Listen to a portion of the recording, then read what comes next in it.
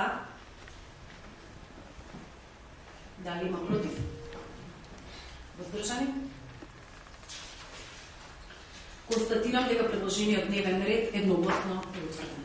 Закон и измените во кои што ги правиме во Законот за здравствено осигурување се врши усогласување со Законот за меѓународна и времена заштита, имаат право на престој, исто така има право на згрижување во државата. Верувам дека лицата под привремена заштита имаат право на престој, исто така има право на згрижување во државата. Две измени, едната е се усогласуваме со законот кој што е од која година 2018 нешто.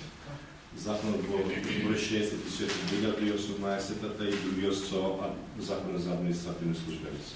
Кои се државјани на трети земји или се лица без државјанство за да се квалификуваат како корисници на меѓународна заштита, за еднаков статус на бегалци или за лица со право на субсидијарна заштита и за содржината на дадената заштита.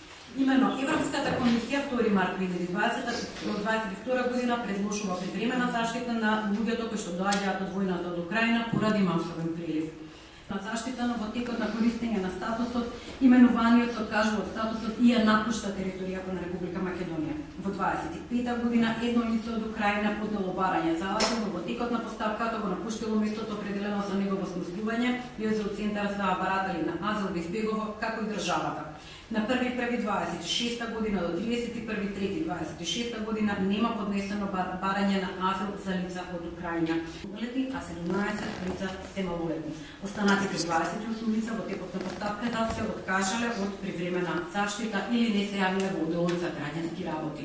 Овие измени ги правиме поради овие баратели кои што се сите по потрага од Украина.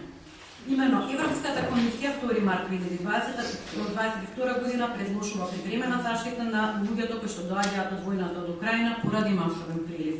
Повтор пат владата ја предложи привремената заштита.